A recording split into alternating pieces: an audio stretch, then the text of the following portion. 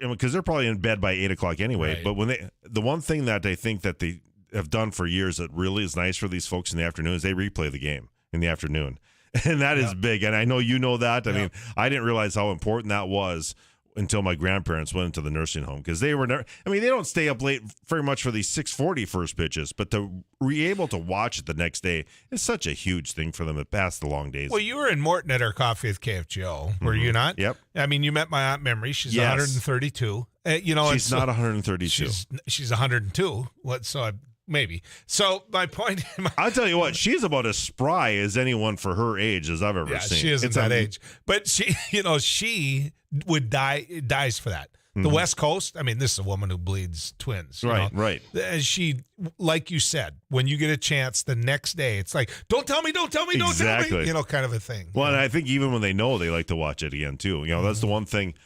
For a lot of those folks, the 2020, we didn't have baseball at this time, right? And so just to watch those old games for them, and I think even you and I got caught up in a little bit. I did. It was like watching it all time. or listening to it all over again. Yeah. So these games are so important to these people. Speaking of games that are important, the FM Redhawks off to a good start, taking 2 of 3 in Winnipeg isn't all that bad. And they open up against the Kansas City Monarchs tonight.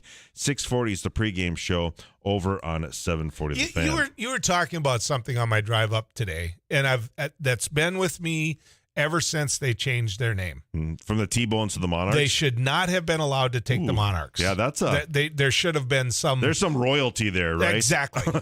There's too much history. There's too much... And so when they took over the Monarchs, I was like, nope, you shouldn't get to do that, I mean, well, me as here on Set Namai, a half Norwegian, half German guy, to wear the same jersey that Satchel Paige is wearing is would be a little weird for me. You know what I mean? It's not right. I mean, the ground that those guys were able to break and what they meant to getting in, and obviously Jackie Robinson after that, breaking the barrier or whatever. But yeah, that just when you go into your search engine and you type in Kansas City Monarchs, it should never pull up the team that it pulls up now. Exactly. That's a very, very good point. But they must have gotten approval to do it, and it worked out. What would be like, we love the Vikings, we love the Twins and all that, and you imagine what it would be like, even if you didn't grow up as a fan. Like, let's say you like the Twins and you couldn't stand the Yankees. But, man, if you were drafted by the Yankees and you played for them, that would be something, wouldn't it? That would be a wow. Right? Yeah. I mean, because you get it, right? Even if you didn't like the Celtics or the Lakers, whichever side you chose in that. But if you're a young man and you chose that side, then you're drafted by him, you can say that about the star, the star in the hat with the Dallas Cowboys or a few others. That would be to say I was. Mm-hmm. Someday you get to say I was. I never liked Duke watching him play college basketball, but if they recruited me, that'd be pretty tempting. You'd be okay. Yeah, I mean, like Notre Dame with their history, if they were recruiting you, if you're like have the grades and you're a good football player. Yeah, to be a part of that history, Newt Rockney and all that would be something. My son-in-law's nephew went into the portal, and he took his college hockey game from the East Coast to Notre Dame. Mm-hmm. Okay, and Notre Dame had a really good year, Yep. And he was part of that. And the first thing I thought of when I talked to Chris about it was I said he's always going to be able to say he played for Notre There's Yes. And that Notre Dame might have had a terrible year, but he was always able to say to everybody, I played at Notre Dame. Yeah, and that's there's something really cool about that. Yeah, and I think you and I, outside of your like for the Yankees, that's probably the only evil empire that you pull for, right? I mean, that's the one team because of your connection Years to your ago, father. I'm a Wild fan now, but I was I was a Timberwolves fan now, but I was a Celtics fan. Yeah, and I think a lot of people were, right? I mean, I think, because in the 80s, you had to kind of choose a side. Yep. It was the Celtics or the Lakers. 70s. They would, and then, I think the Sixers with Dr. J were mixed in there. They won a championship, whatever. But and I the think Pistons came along. Yes, and ruined basketball for a while. One could argue that. And I was trying to explain to people that Phil Jackson, who I completely idolize, I think he's a wonderful person, but that his method of coaching and between that and the 3-point play ruined basketball for me, period. Mm-hmm. I mean, all it is a 3-point game now, and it's a triangle game. Well, you see that too with there's so many. I mean, you look at games like that, and many times this year you saw the Timberwolves live or die by the three, right? Right. And they always say in the college basketball all those years, hey, if you live by the three, you can die by the three. And you're seeing that more and more. The Bucks certainly did the other night, and they were awful from the three-point line. But the Timber was one of their best players, is 7 foot tall and at the top of the key. Yeah, and shooting it, all the time. And I'm like, okay, yeah. But I'm with you. Go in the hole every now and then. Well, I think you got to do inside-outside game, and you have to kind of do the post-inside game. That'll all work out, and they just don't do that. But the one game I watched, I watched the Timberwolves, and they had about 20 turnovers that game. And I would say Karl Anthony Towns had about 10 of them. Yeah. Because he decided he's a point guard. Yep. And it's like, doesn't anybody coach this team? Yeah. All of a sudden, I'm 7 foot 1, I'm going to drive. No. Well, what they need is they need a guy like they need a real point guard, because D'Angelo Russell, my love-hate relationship with him, the way he plays sometimes, it just drives me crazy. All right. Well, preview some of these great NBA and NHL games coming up tonight, too. Well, the NBA gets over what, Labor Day? I think the NHL's going later because they have that Olympic break set in. So actually, the Stanley Cup's going to be raised right before the 4th of July this year. Once Minnesota was out of both, I quit watching. Yeah. I quit caring. I follow it. It's a pretty good product now. Yeah, but you follow Little League Baseball leagues. I mean, you're so addicted to it. All right, stick around. More coming your way right here on the News and Views Radio Network.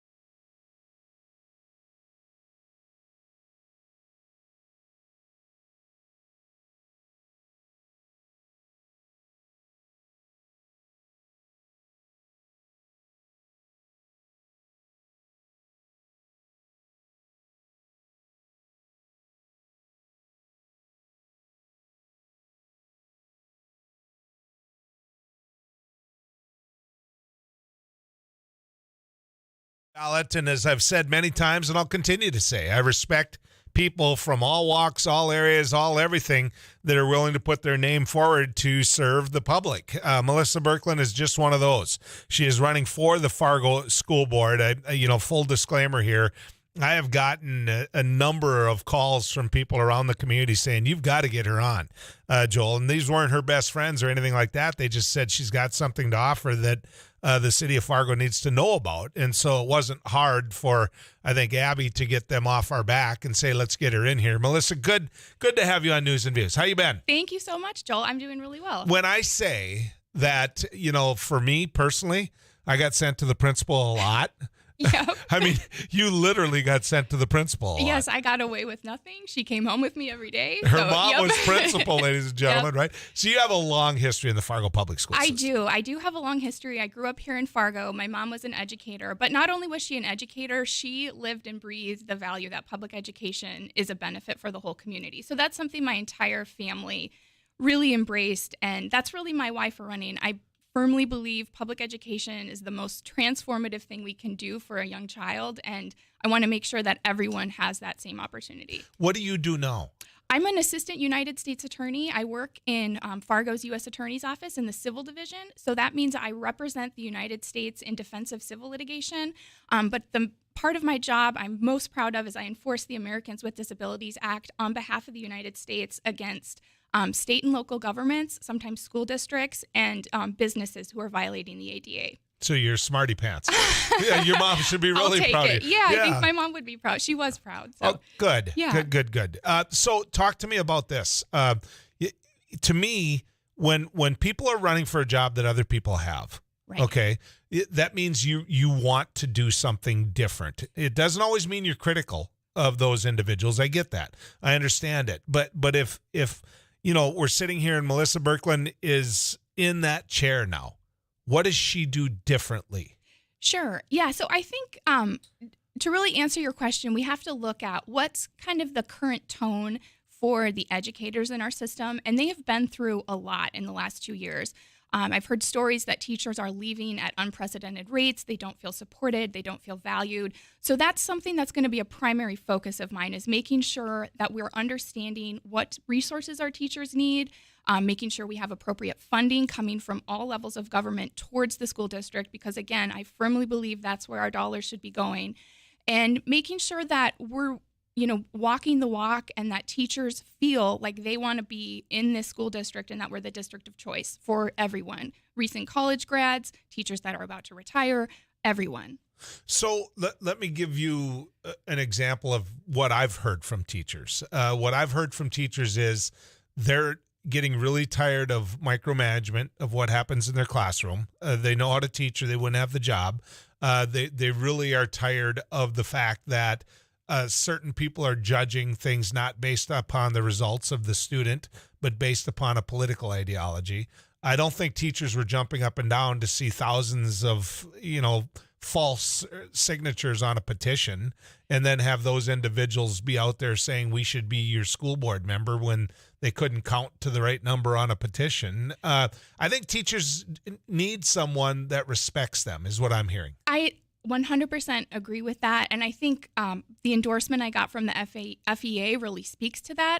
I believe that teachers are professionals. I lived with one. I believe that you go through so much training and education and you keep that. It's similar to a profession like a doctor or a lawyer. You have credentialing and understand complex curriculum information that the public doesn't. And so you are the expert. And that's what, when I say I want to support teachers, I want to make sure that they understand that I know that they're a professional. I respect their training, I respect their expertise, and I want to make sure that that is the message that is getting across to our teachers. Do you think the Fargo public school system is run well? I think I do. I think we're in a challenging time. I think that there's I think for the most part, we do have a well-run school system, but I think there's things that we can be doing better. I think that the whole sort of tenor of the debate where, we have to have, parents come in and review information that teachers are giving out is really kind of a missed message. I don't think that that's what we need our community to be understanding. I want the message to be, we support our teachers. We understand that they are the experts for curriculum, how to run a classroom, and I want to make sure that they have the resources and the messaging to support that mission. Okay. When we come back, let's talk money. Because that's so much of what is part of being on that Fargo school board. Now, stick around. I won't call her Smarty Pants anymore, but clearly she's done pretty well in life. Melissa Birkeland is our guest. She wants to be on the Fargo Public School Board, and we're going to visit with her more right after this.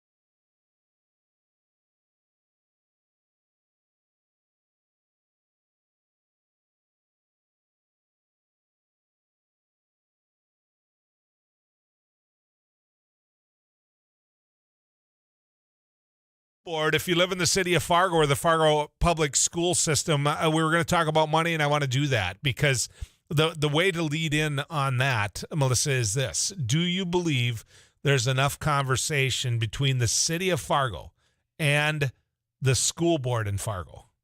No, I think that's a conversation that could be amplified. And true to that, I mean, I think we can always be having more meaningful, robust conversations. But I think the message that I want community members to understand is that when we invest in public education, we're saving money down the road. Well-educated students are less likely to be incarcerated. They're less likely to need government services. They have better health outcomes. So dollars that we invest now will save us in the future. You know what, to me, is one of the big signs of success of the Fargo public school system is it's gotten to be, Fargo is not a small city anymore.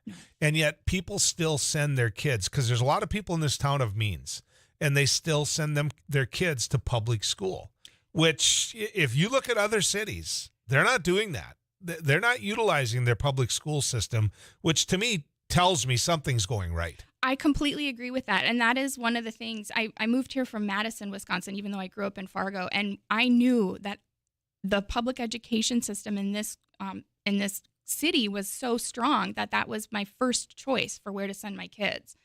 The teachers are great. The schools are fantastic.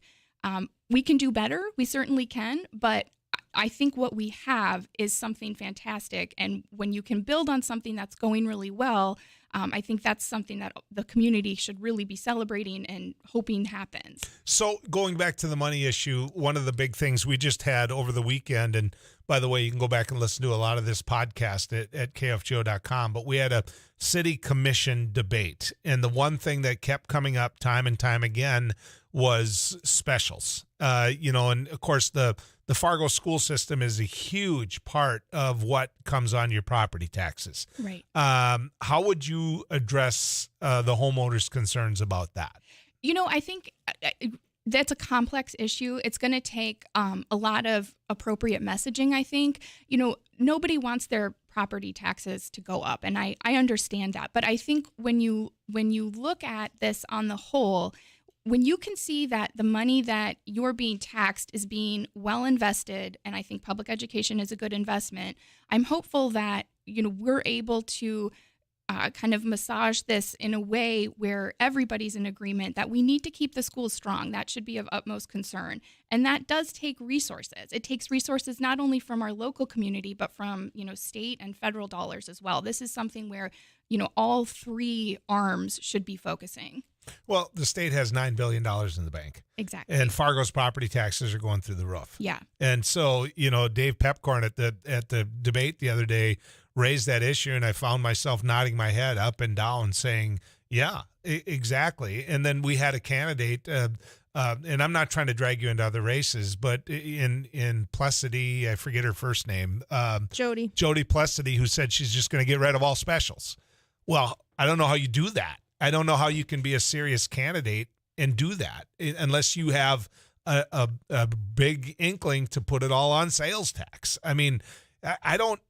It's like you said, it's a complex issue. Right. No, and I would agree with you. That's not a solution, but I think we do need to take a really close look at, we're a fortunate state and we do have a lot of money, and I want to make sure that we're seriously considering and hopefully choosing to invest that money towards schools.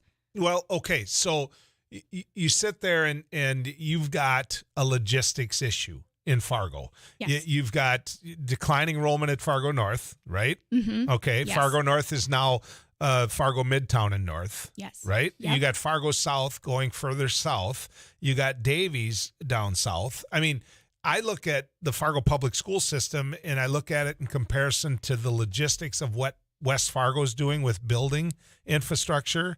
And it seems to me that you guys are put in a geographical box, not to mention the fact an ideological box. And so I speak to that if you right. Like. No, that's one of the challenges of living in a long, thin city that's bordered by a river and then another town. We're growing disproportionately in a lot of ways, geographically, socioeconomically.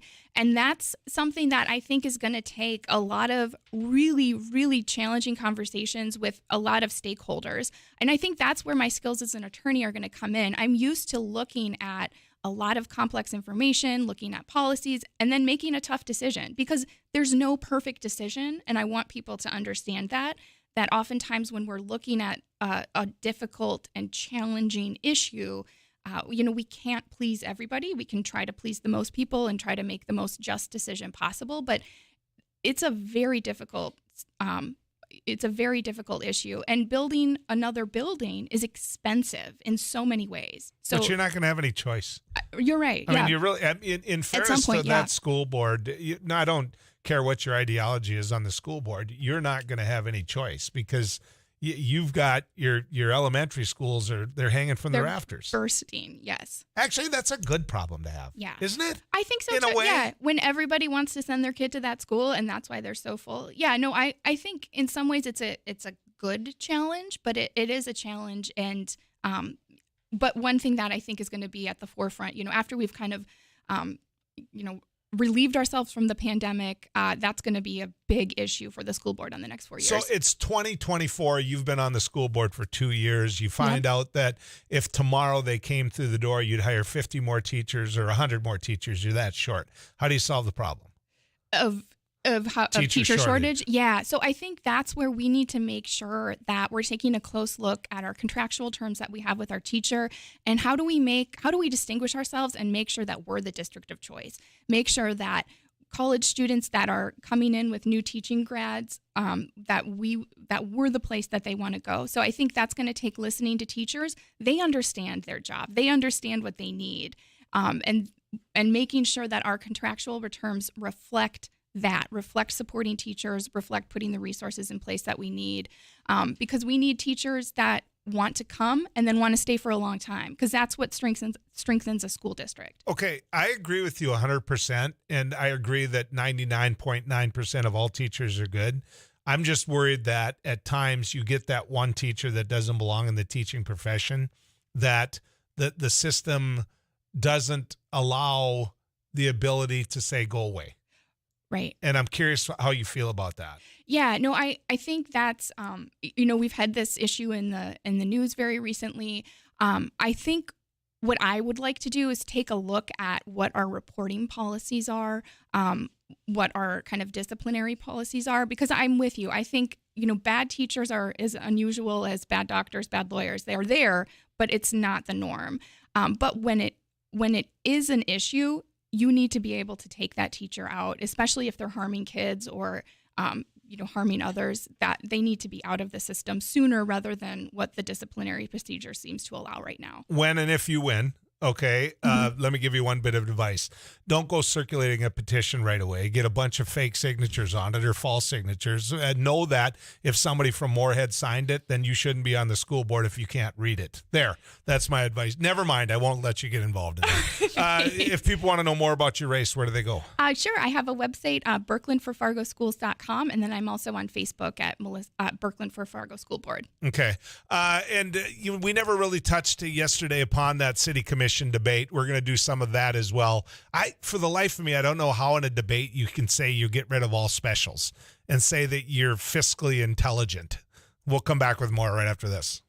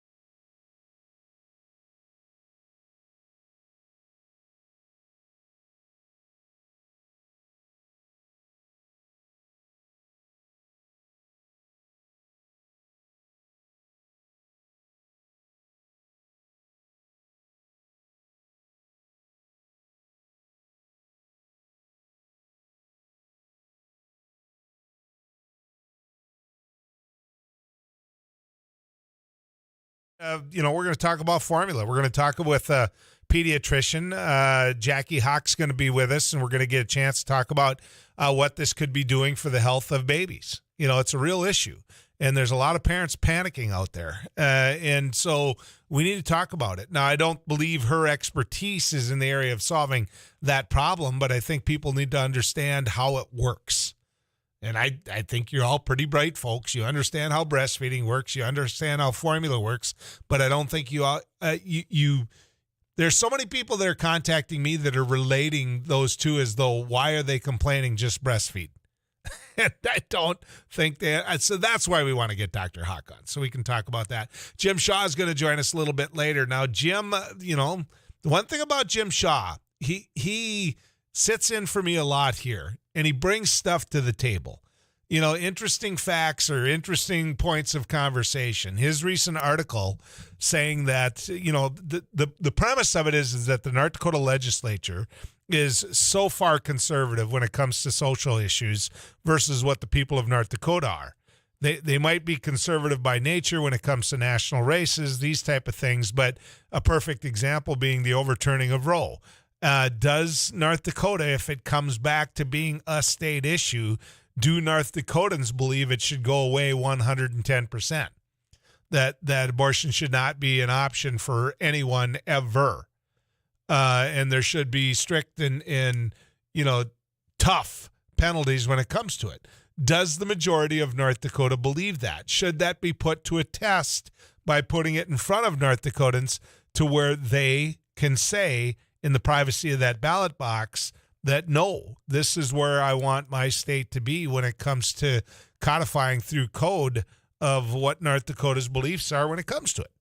And obviously, it'd make for one of the nastiest campaigns you've ever seen in your life. It would be ugly. It would be really ugly. But, what Jim's suggestion was to get the signatures, put it out there on the ballot, let people vote on it. And I found the article to just be interesting as all get out. So he's going to come in and we're going to talk about that.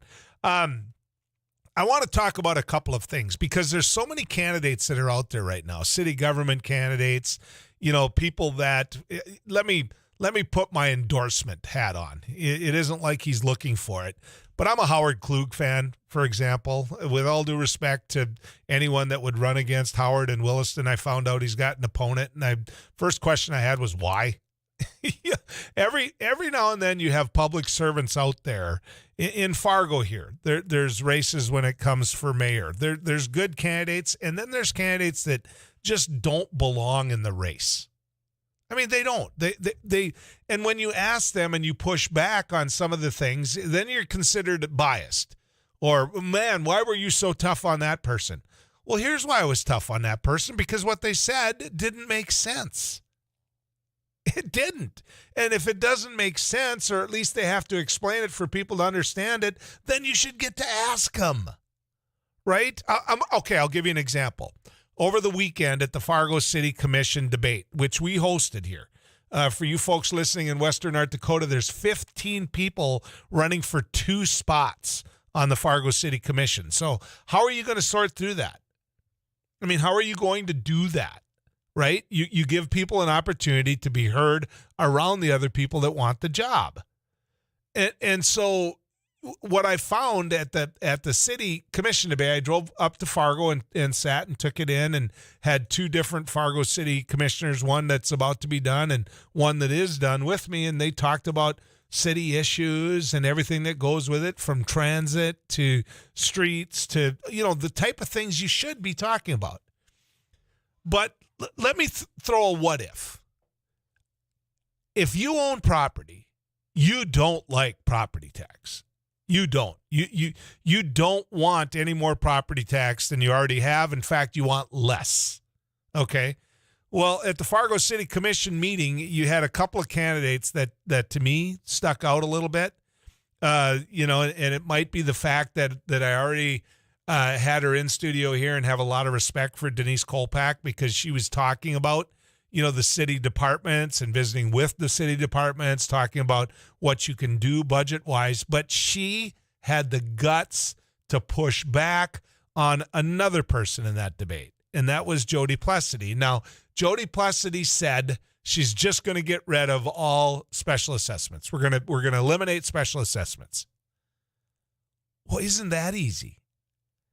I'm going to run. I'm going to run for governor of North Dakota, and I'm going to eliminate sales tax. I'm going to eliminate all property taxes, even though the state isn't in charge of those, and I'm going to eliminate income tax.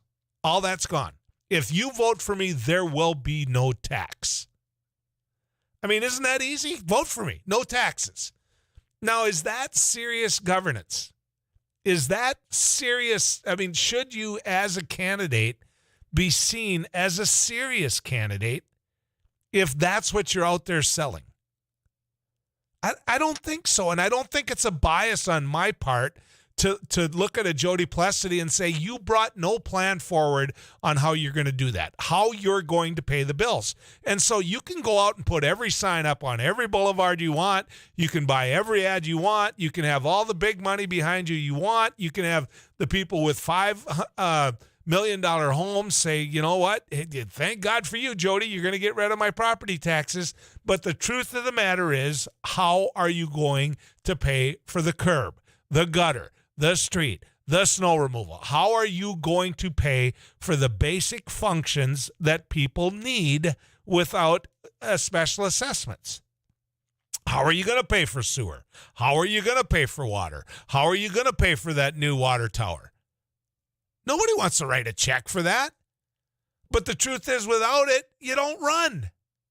As a city, you don't run. And so I don't think it's wrong for a candidate like a Denise Kolpak, for example, to push back on a Jody Plessity and say, you know what? How do you do that? I'm willing to risk my campaign not advocating for special assessments, but by saying that, look, you can't do this. You can't run the city without it. And if the person says, no, you can, they better have a plan. They better have a plan. If they don't have a plan, then by God, then you are not a serious candidate. You are not. Let's get to Mark. Mark, you're on News and Views. All right. I'm with Jory there. I think I'm going to get rid of all the specials, all taxes, and then give everyone $10,000. Okay, and how are you going to pay for government, Mark? Well, we'll just figure it out later. There's the problem, isn't it? Right? I mean, there's the problem. Yeah. We'll just figure it out. When the bonds aren't paid. In fairness to her, she said she'd wait until the bills are paid. Of course, a lot of those bonds are 30-year, 40-year notes. But I don't get how you can be considered a serious candidate and say that. No. I mean, whatever. Yeah. I mean, that's how Tony ran for years. He ran rid of specials every, 6 months before the election. Yeah, it makes you pretty popular, but then every now and then a talk show host calls you out on it. I'm not a fan of specials. I'm not. And when it comes to the special assessments that schools have to place to give public education going, let me throw this at you. Everybody's like, well, look at what the state's putting in on public education now. Put in more. If you want to help property tax owners as a state of North Dakota, and you are serious about farmers out there paying property taxes, you are serious. You know where a lot of that money goes to? It goes to public schools. And so imagine this. If you're sitting there and you didn't get a crop on a quarter of land this year, and yet your property tax is going to go up next year, would you call that a regressive tax? Right? I, as a Democrat, the Democratic Party for years stood up for income tax. If you're going to tax, one of the best tools you can use is income tax because you don't pay it unless you make it. But the legislature changed that. They reduced until where income tax now is pretty well a thing of the past. It's gone. Well, in fairness, you got $9 billion in the bank. That's with a B, not $9 million. $9 billion. When Ed Schaefer left office, when the legislature left office and Ed Schaefer was governor, one time there was a projected ending fund balance of $13 million. The state was on that tight of a budget. And so here you sit. I mean, here you sit now with $9 billion in the bank, and Harriet and Joe, who raised 3 kids in that house, and they just want to live out as much time as they can in that house on a very fixed income, and they just want to spend the rest of their life in that house. It's home to them. It's where their church is. It's where their neighbors are. And they can't afford their property taxes in large part because of the fact that the money is needed for public education. Again, $9 billion in the bank. All right, let's head to the Weather Cave and visit with Too Tall Tom. Tom?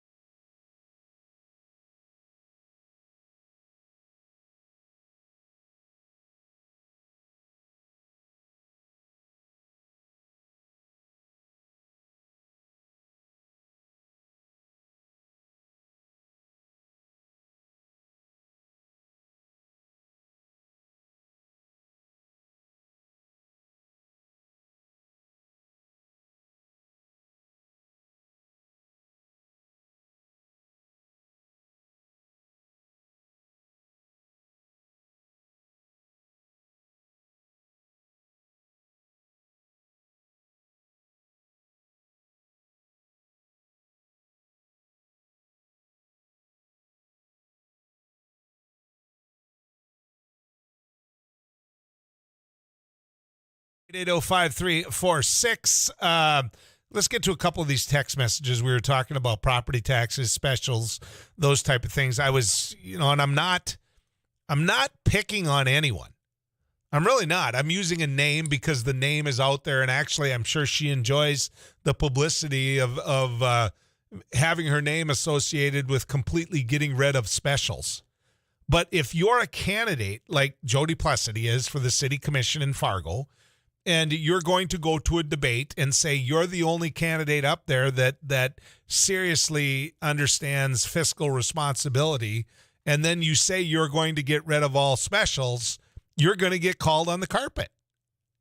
And she's just indicative of other candidates. I'm using her as an example for what might be happening in your town, in your race, on a national scale, on a local scale.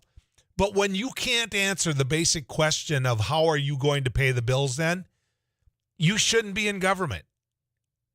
You shouldn't be. Then you are not a serious enough person to be in government. We had a candidate, ladies and gentlemen, that came to the Fargo City Commission debate the other day. About as late as you could to still get up there, didn't say anything, didn't partake. When you went next to him and talked to him, the guy was high. I mean, I'm sorry. The guy was high. And I'm, I don't want to say names because if I say names, then he's going to sue me and say, but the guy, maybe high on life is the way to put it. But the truth is he's not a serious candidate. And so some of these individuals water down this whole process and how that cream can rise to the top. I don't know. I know that on shows like this and others, you should be allowed to point it out. When you've got Fargo school board members, for example, that circulate a petition to recall school board members, and that petition is so false, the names on there are completely rejected, thrown out. You've got people from all these towns around Fargo who say and show where they're from. And you're supposed to get X number, and you get way less than that once you sort through who actually was there and signed it that was legitimate to sign it. And then that person belongs on the school board. I mean, I'm sorry. That person or those people want to run for the school board, and they support the recall of the school board members while at the same time, and you could use the word lie. In fact, watch this. They lied about the petitions. They lied about what they did. So is it wrong to call them out? Is it wrong to say their names and associate them with a petition that they circulated that was a lie when they turned it in? And they're going to say, well, you called me a liar. Yeah, I did. I did. I want to officially go on record that if you knew that those petitions were signed by people that it never should have been signed by, and you were just hoping that all this would slide by and you could recall these school board members a couple months before you're sitting there in an election anyway, then you lied. And you should not be considered a serious candidate for public office. No, I respect the fact you put your name on the ballot because you exposed yourself to criticism, and I'm giving you that. I am giving you criticism. So, yeah, I respect the fact you put your name on the ballot, but that doesn't make me respect your candidacy. If you lied about petitions, if you lied about how you fund government, if you say you are the fiscal conservative, and you're the one that understands finance, and then you don't tell people how you're going to pay the bills in Fargo, for example. If you've I'm just going to get rid of specials. You know what? I'm just going to pave every road. I'm going to go to every home and give them $10,000. Please vote for me. Give me a break. And I'm not supposed to call that out. When we come back, Dr. Jackie Hawk, right after this.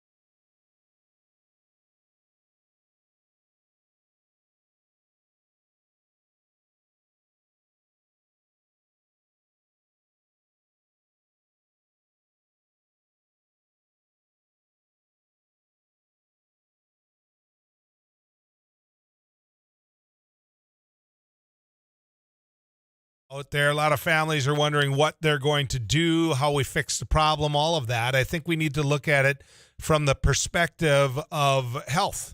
Dr. Jackie Hake is our guest. She is Director of Family Birth Center at Sanford Health and is a registered nurse. And she's a certified lactation consultant. So, Dr. Hake, good to have you on News and Views. Thank you for taking the time. Of course. Just to clarify, I'm not a doctor, but I love that you called me that. But okay, I'm not a doctor. Well, good. I'll blame. You know, I see you're an RN. My wife would say the same thing. See, so registered nurse. I just want to point out that I think you should be in advance. How's that? Well, thank you. There you go. You know, Jackie, talk to me about what is going on in the eyes of it from a parent. I mean, you're someone who sees what these parents are going through right now. I'm curious what you're hearing, what you're seeing. So it is a really, really stressful time for parents. There's a whole host of events that led to this. You know, there was a formula recall and there's supply chain issues, and all of this led to people not being able to find the formula that they need for their babies. So everybody is panicking because they're all worried that they're not going to be able to feed their baby. So we're seeing a lot of questions about, what do I do in this situation? Is there an alternative that I can find? People are kind of rethinking their feeding choices prior to having a baby, just being worried about this. So it's caused a lot of chaos and a lot of worry. Well, let's talk about because I didn't bring you on, Jackie, to talk about how to solve it, to be government and to go in, and that isn't what. Right. What I'm curious about is what you do. I mean, there are people listening to us right now that are, you know, a couple months out from having their baby.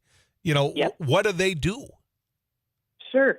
So the one thing that I think that not a lot of people know is that if your baby is on just kind of a regular general formula, most of them are the same. So we used to think, or we've been told, that switching brands is this big, you know, taboo thing to avoid. And it's really nice to know that that's not actually the case. If it's a regular formula, you know, some specialty formulas are prescribed by your doctor, and that's a very different situation. But if it's just a regular formula, you can switch brands. And even if there is, maybe your baby's a little bit slightly fussier on one brand versus the other, temporarily using that other kind is not going to cause your baby any harm. You might have a fussy couple of days, but you're not actually going to harm your baby. And I think that's really important to know. Are you seeing some brands available and others not? Yeah. So, and it kind of depends on your location. So there's even social media groups, Moms Helping Moms, I think is the name of one of them, where, you know, people will take pictures of, they're in the grocery store, they see, hey, we have this kind at my store. Is there anybody that I can send this to? And people are kind of reaching out and connecting that way to try to get the stuff that they need for their baby. Okay. But that being said, I'm hearing reports of people one individual driving 6 hours to get, and you know, for me, Jackie, I mean, my girls were on Similac. That was always, you know, we're talking about baby formula. I realize that's just a brand, but that was our name for it, you know. You know, that's what we always used to say formula. But, you know, for people driving 6 hours, you know, that's a stretch. It is. And that's why I think reaching out to maybe being a part of some of these groups is actually more helpful, because people are shipping some of that to each other, and that can save on time and money, quite honestly, because the other thing is that you have to be careful of is that are people going to raise prices just because there is a shortage? And so I think when we're kind of helping each other out and connecting that way, it can be a lot more helpful and a lot more cost effective. Okay, so you have the ability. There's all types of people now, Jackie, that are sitting there saying, "Well, why don't they just breastfeed?" Can you just explain it to people who say that? You know what the answer is. It's not as easy as everybody thinks it is. If it was, I wouldn't have a job, right? As a lactation consultant. So I think that we need to recognize that typically, you know, your capability to make enough milk, that happens within the first week after you have a baby.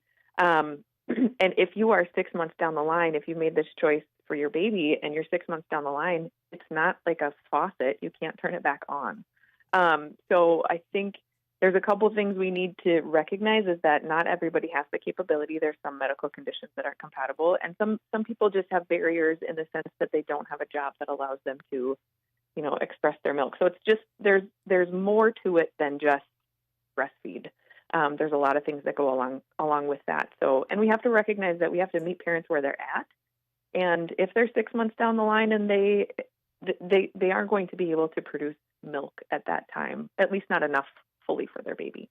So what about the individuals that are producing milk? Can they help the individuals that aren't? Yeah, so there's a couple of different ways. So there are some milk banks that people can donate to, and then there's also something that we call informal milk sharing, which people have been doing since the beginning of time. And so they absolutely can, but we always tell our patients to just be mindful of knowing where that source is. Don't turn to the internet to purchase somebody's breast milk. That doesn't usually end well.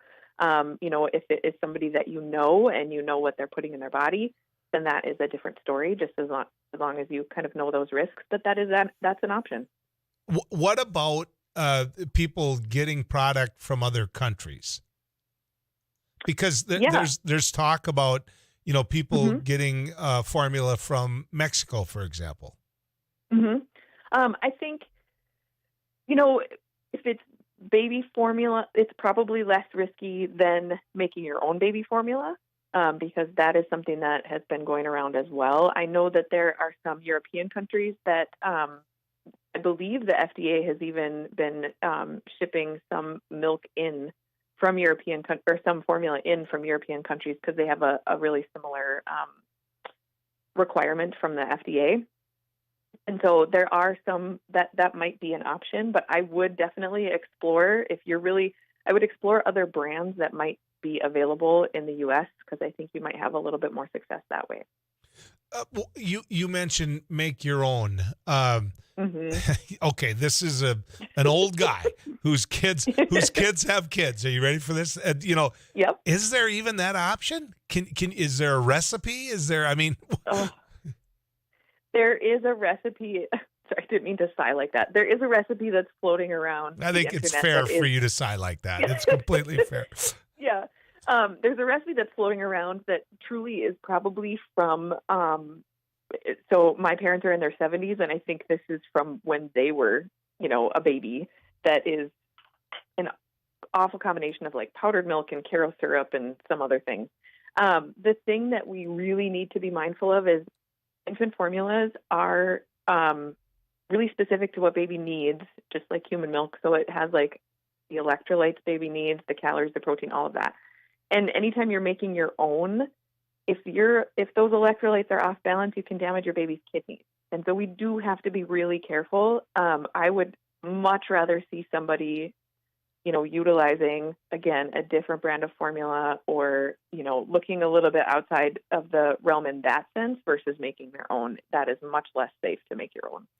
Okay, so let me throw this at you, and then you can either discredit it or not. And because things like this are coming at me, and I'm like afraid to put them on the radio because, and believe me, Doreen Heitkamp, who raised 7 kids in 9 years, she had them, would probably look at me and say, "You really don't know diddly, do you, Joel?" Anyway, what this says is there were thousands of babies raised before you could buy formula.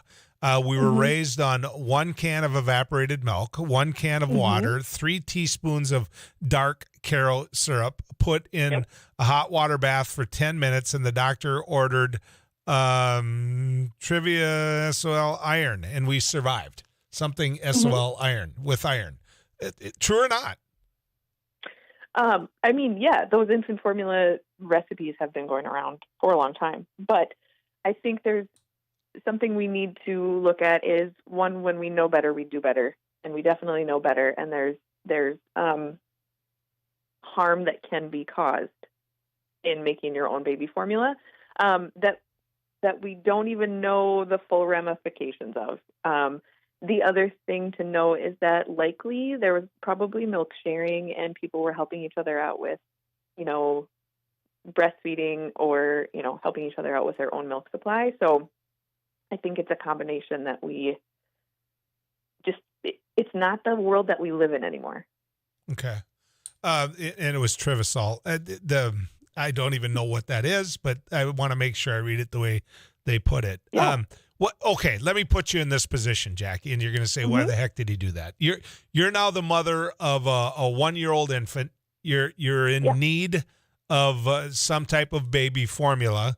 There isn't any on the shelf in Fargo or whatever city you're in. I'm talking to you from. What do you do? What would you do as that mother of the 1-year-old? So a couple of things. Well, first, if you're a 1-year-old, typically you're transitioning to regular milk at that time. And okay, let's put it 6 months. Okay, there you go. I want it to be a baby that needs formula. That's what I want. Yeah. Okay. So there's a couple things. One, I think before you would ever go down the homemade route, I think you can look at you can reach out to any of your providers' clinics. They might have some inside knowledge. You know, we have formula that we carry in the hospital, so there might be a rep from that company that can find something, or can contact other stores to find out where it's at. And again, I don't often tell people to turn to social media because that is a real slippery slope. But if it's a way to connect with other parents who are all trying to achieve the same goal, or reaching out to your mom groups in town, I think that helping each other out is important. And then talking to your provider to see if they have any insights. There are some infants that are, if they're getting up to that, if they're over 6 months old, a lot of times they're going to maybe say that they could use a toddler formula. There's toddler formulas that are marketed to an older baby. That is probably a safer option. Or again, reaching out to your friends and seeing if you guys can help each other out. Did you see this coming as a member of the profession? Did you see, months ago, it's like, man, we could get short of this? I don't think we saw it months ago. I think as soon as there was that recall that happened, and that things were really, really slow to get repaired with that recall, then everybody started to be a little bit nervous. Okay. Yeah. And the other thing is, and this is a really hard lesson, is that try not to hoard it because everybody's in the same boat. So if you find some formula, don't buy 20 cans. Yeah. Good luck with that. Yeah. I know. It's so frustrating at times like this, but I know. Go ahead. Go ahead. Well, I did just read an article this morning that the Abbott company, their factory is going to be up and running within the next couple weeks. Yeah. And that's what this text messenger says. They go, homemade formula would hold them over until they get the processed formula. And I know going back, I was the youngest, so I don't know about mom, but I do know growing up that there wasn't a formula for a lot of people. So there was homemade / formula. But, Jackie, you're looking out for kids, and that's a good thing. So thank you for coming on and talking about it. Of course, anytime. Thank you so much. Jackie, Hawk, she is, she's an individual that is out there in the middle of something that she never expected to be. So, I can't imagine finding yourself in that position. I just can't. Let's get to the Weather Cave and visit with Too Tall Tom. Tom.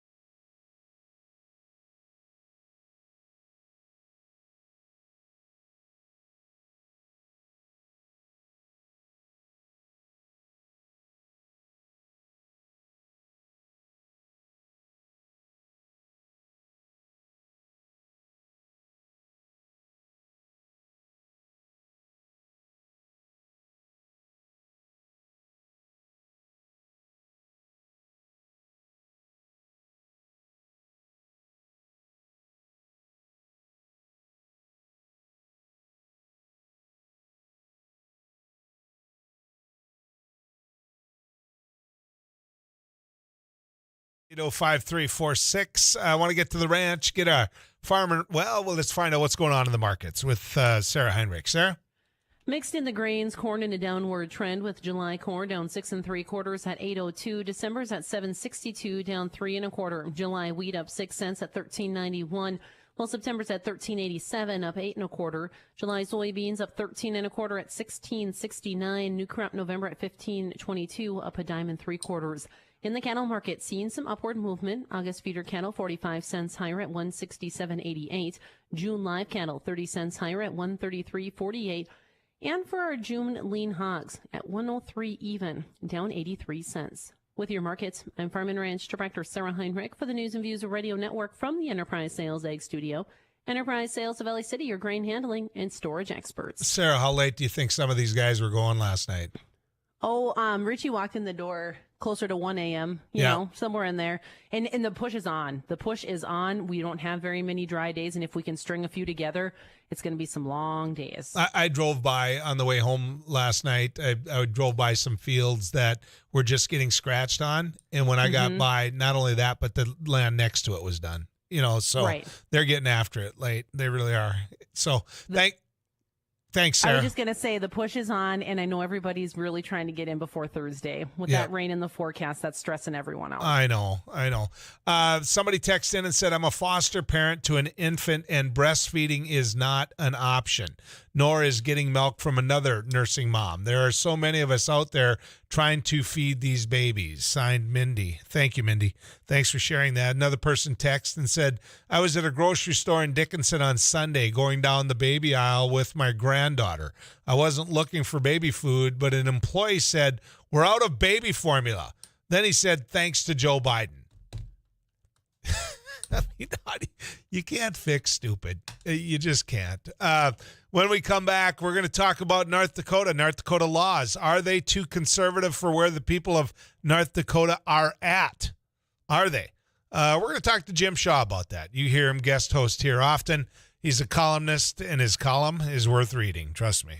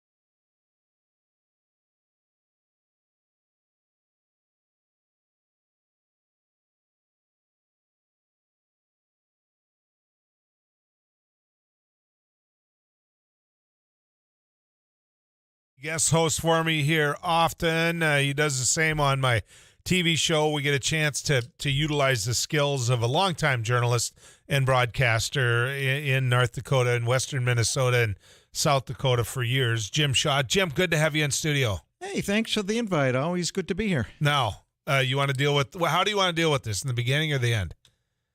Well, what are we talking about? Oh, I think you know what we're going to talk about. I just want to know if you want to deal with it in the beginning or the end. You're talking about the evil empire, the New York Yankees? I'm talking about the Boston Red Sox being 14-21 so far this year. All right.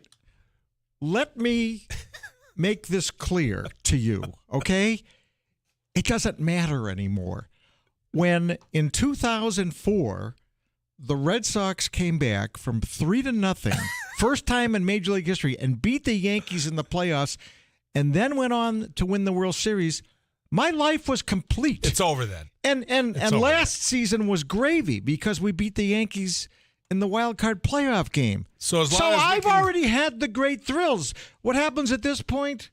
Hey, if we win it again, great. If we don't, so be it. So we can go back in time, is what you're saying, to find happiness. No, we're going to define time as starting at 2004 and ending at 2021. So I can't go back to when we got George Herman Ruth from you. Well, you say we. Were you around then? Well, that's the point, isn't it? We went back in time. Yeah, but I'm talking about things that I enjoyed in my lifetime. I mean, I'm very happy that we won the Revolutionary War, but I wasn't around to celebrate. Can I just say that even though I didn't like him as a person, it wasn't bad watching Reggie Jackson in my lifetime hit 3 home runs in one World Series game? That was very exciting. Yes. No, it wasn't. You hated it. No, I didn't hate it. I mean, I guess I wasn't too thrilled, but I didn't hate it because it wasn't against the Red Sox. Okay. Let's get to work. I picked this fight, ladies and gentlemen. It was even more vicious off air. Can I just say this? Jim Shaw wrote an article, and in that article, he brought up something that got many of our heads nodding up and down, saying, man, there's something to this. Because in my time in the legislature, there was this quiet group of people that did not want to put out there the fact that they believed a woman should have a right to choose in certain circumstances, because they didn't want to have the argument. They didn't want to have the debate. They knew that Roe v. Wade was the law of the land, and so why argue about something that's just going to bring consternation? And so that I have always felt was this very quiet majority. You wrote about it. Now that Roe's going to be overturned, or it appears it's going to be overturned, you wrote about it. And the premise of your article was, if that's there, put it on the ballot and let people vote on it. Absolutely. Why not? An issue of this significance? If indeed the decision is going to be, let's send it back to the states to decide, well, this is the purest form of people in North Dakota deciding. And I absolutely believe that if it ever got on the ballot, which would take, as a constitutional amendment, about 31,000 signatures, if the vote was to legalize abortion in the state of North Dakota, conservative, Trump-loving North Dakota, it would pass and it wouldn't even be close. Why do you believe that? Well, we have some history to go by. There have been several ballot measures that show that while North Dakotans are clearly Republicans and clearly as a whole, are conservatives, they differ dramatically from the legislature. Medical marijuana, the legislature trounced it. The voters loved it and voted for it 2-1. The biggest indicator was in 2014, conservatives put on the ballot something called the Personhood Amendment, which was basically designed to protect anything, I'll say, from conception throughout life. It was clearly an anti-abortion measure, and it got trounced. 64% voted against it. 36% voted for it.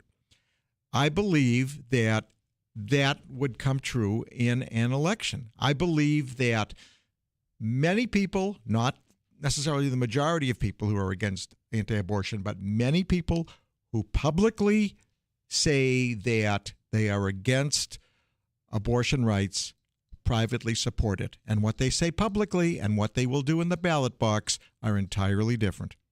And on that was my point in introducing the question. That was totally my point. For me, it was a grab your arm, pull you aside. You're my state senator. Just know this is what I believe, but I don't want people to know what I believe. Right. I mean, I believe that there's a significant chunk out there who, again, publicly will say they're against abortion, but in the back of their minds are thinking, well, gal, what happens if there's an unwanted pregnancy involving my wife, my daughter, my girlfriend, my mistress? I don't want this to get out. I don't want them to have the baby. I want them to have the option of an abortion. And I pointed out two of the many hypocrites out there who were in Congress and were all about banning abortion rights, and then secretly they encouraged mistresses and those close to them to have abortions. Give the examples. Well, one of them is a congressman who's still serving from Texas who forced his wife to have abortions and had a mistress and forced that mistress to have an abortion.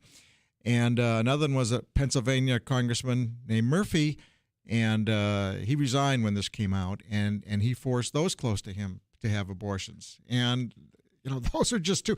I mean, I found there were many others, but I only had 500 words. There are a lot of people out there who publicly have that mantra, but then when it becomes an issue in their personal lives, that's thrown out the window because they realize they want that choice. Again, I'm not saying the majority of people who are against abortion have that mentality, but there is a good chunk of those who are against abortion who privately feel that way. But if you're a Republican, sorry, I didn't mean to interrupt you. I mean, let's face it, if you're a Republican and you want to get elected, unless you're Susan Collins and Lisa Murkowski, who both have egg on their faces right now, you cannot get nominated or elected if you support abortion rights. So do you think that if an initiated measure was out there, that this was placed on a ballot to people vote yes or no to, do you think there would have to be conditions on when that abortion would be allowed? Oh, absolutely. You can't say unlimited abortion up to 9 months. You would have to put a time frame on it. You would have to say 20 weeks max, so maybe 15 weeks max. Then do you believe that measure itself would be hypocritical? Because you're saying that life begins at some point in the womb, because you're not allowing it to be legal after that point, and yet you're saying in the beginning it's not life. So do you think that a measure like that would be hypocritical? I don't think it would be hypocritical because the argument is, I mean, it's such a tough argument, but the argument always, well, when is it a baby? And generally what people say is viability. You know, when could whatever is inside that mother live on its own? Although, to me, close to viability is not good enough. I mean, it's got to be significantly before then. But the argument that as soon as conception happens, that's too late. The majority of Americans don't believe that the day after conception you can't do anything. So I don't think it would be, but it would. You know, we would find out if it did ever hit the ballot. I mean, my goodness, it would be the most interesting and most competitive issue on the ballot. It would surpass any candidates running. There would be a ton of money coming in from all over the nation on both sides. But I think we're entitled to know. And I go back to what I wrote in the article. If I'm a pro-choice advocate, what do you have to lose? Because you know that abortion, once this decision comes out, and assuming it stays the way we think it will never become legal in North Dakota, at least in the next 50 years. So if you lose, well, you're back to it's not legal. But maybe it becomes legal, and then you have something. And I want to bring up one other point is, okay, as I understand it, because I don't talk to them, the people who run the Fargo abortion clinic, they're looking at moving to Moorhead, which would make sense. But who's to say in 2 years, 4 years, 6 years, 10 years, whatever, that the Minnesota government, that is the Minnesota governor, the Minnesota Senate, the Minnesota House, they're not all dominated by Republicans. And they can then vote to ban abortion in that state. So if I'm a North Dakotan and I'm thinking Moorhead is my long-term answer, I'm not so sure about that. We know politics goes in cycles. Eventually, there will be a Republican governor again in Minnesota. Eventually, Republicans will control the House and the Senate. So I wouldn't forget about North Dakota and trying to make it legal that way. Many more questions, but first we get to the weather cave and find Too Tall Tom.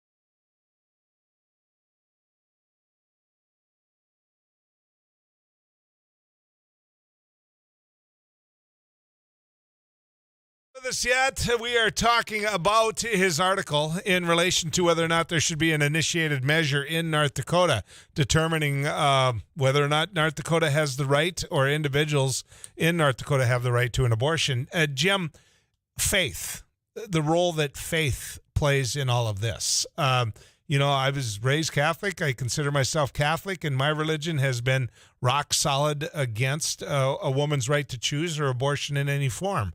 How big of a role do you think faith plays in that? Oh, it definitely plays a role, because people in certain religions are taught that abortion should not be allowed. But here's a question I have, and I'm no religious scholar, that's for sure. But where does it say in the Bible anything about abortion? Please tell me. Are you waiting for me to say? I'm waiting for you to tell, because what I'm saying is, I will how tell do you we what know? they'll say. How do we know that God does not approve of abortion? Mind you, how do we know that God does approve of abortion rights? Because the whole point that Alito is making in his opinion is it's not in the Constitution, and that's a valid point. But if you're going to bring up religion, then show me where it says in the Bible, assuming Bible is your guide on how to live your life, that abortions should not be allowed. That's my question. What they're yelling at their dash right now, Jim, is in the 10 Commandments, it says, "Thou shalt not kill." All right. Okay. And I can see that. The question is, do you see it that way? I believe me. But this is a tough big one. Question. I understand the argument, and it's a legitimate argument. Is it murder or not? But is it murder the day after conception? People, my guess is, don't see it that way. Is it murder when you're close to viability? My guess is people do see it that way. The question is, at what point does it become murder? And I can't answer that question. Text messages coming in saying, "Right on, Jim Shaw. You are right on a vote. It would pass overwhelmingly."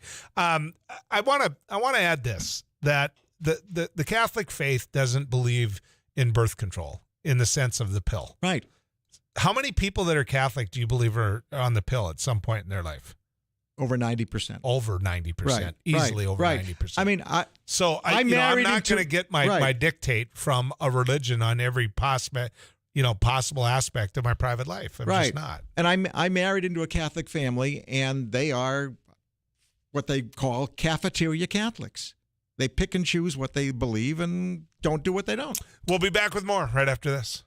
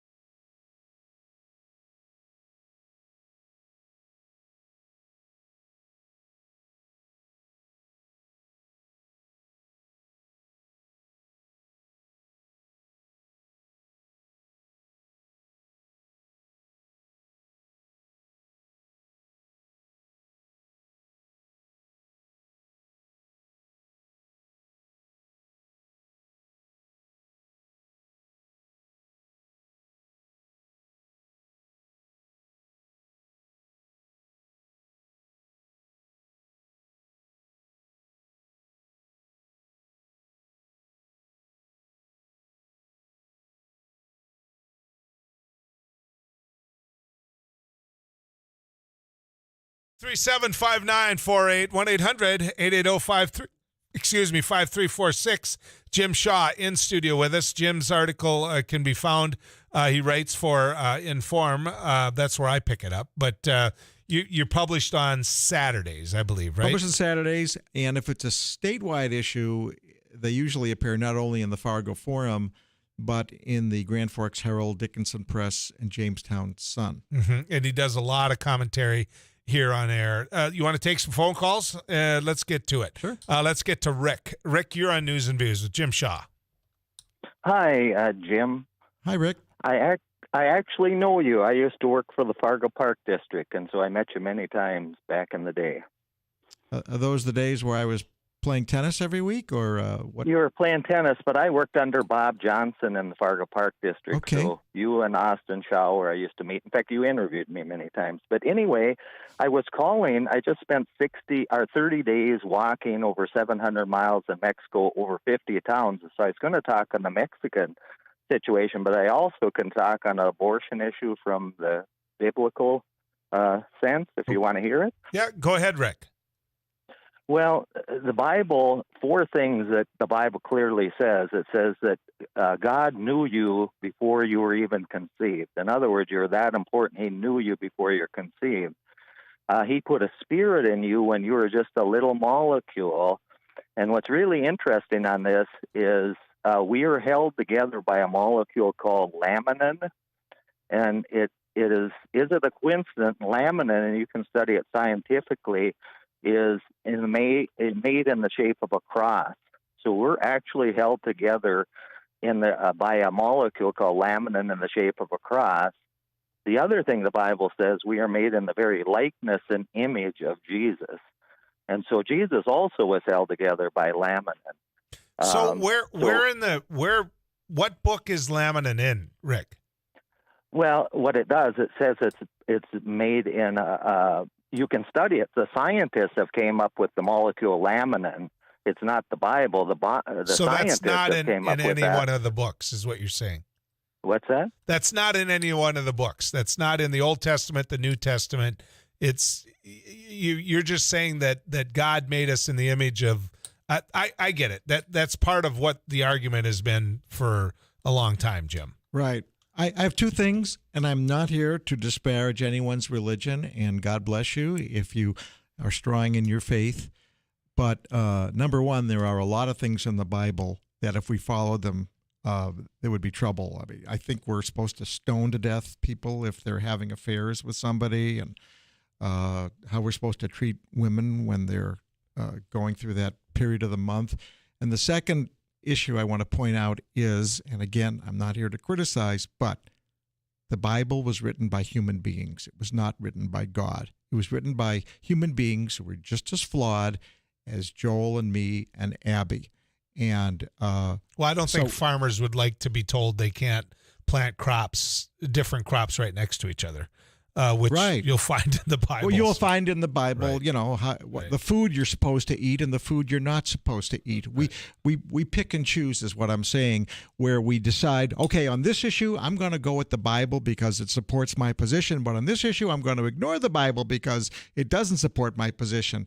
So I don't think I think the best system is what we do now. It's up to us as people, whether it be our elected leaders or it be the voters, to decide what to do with how we treat our lives. Let's get to Bill. Bill, you're on News and Views.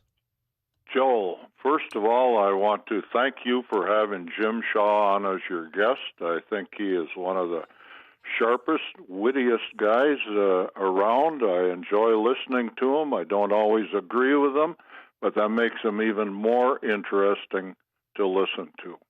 Well, I recognize that voice, and I have this individual on as a guest. This is your Friday scholar. This is my Bill Anderson. I love this guy, Bill, and now I love you more for the kind comments. So thank you so much for the wonderful praise. Give me your take on all this, Bill. Well, I just want to say that I generally agree with Jim. I think if you accept the religious teaching that human beings were created by God, and I think most of us out here in North Dakota do accept that, then you have to also accept the fact that God gave to women the ability, the responsibility, the authority to either bear children or not bear children. They have that inherent within themselves. They can do a lot of things to either keep a fetus going and bring it to viability and to successful birth, or to end that pregnancy either in a healthy manner or disastrously, depending on the decisions they make. But I think, too, that elected representatives have a responsibility to protect the rights of all people, men and women, and that would include the right of women to control their own bodies. And they also have a duty to make sure that any children that get brought into this world come into it as healthy as they can, so that you got to have health care for expectant mothers, regardless of how much money they have. You have to have nutrition for those expectant mothers. You need nutrition, you need clothing, you need housing for those children, you need education, and that should be whether they're wealthy or have nothing in the way of material goods, should be irrelevant. They are all entitled to that, and it's a duty of an elected representative to protect both the rights of the mother or the rights of that individual woman and the rights of that child once it is born. Okay. And, I mean, I think it's to all of our benefit to make sure that that's done. I also agree with Jim that if this was put on the ballot, I think it would the right of a woman to privacy would be approved by about 2/3 of the people. I agree too. And one more thing, the Ninth Amendment, which to the U.S. Constitution, which was around a long time before Justice Alito came on the scene, says specifically that there are rights that are not enumerated in either the Constitution or in the Bill of Rights, and that the failure to enumerate them does not diminish them or denigrate them in any way, and that those rights are reserved to the people and to the states respectively, and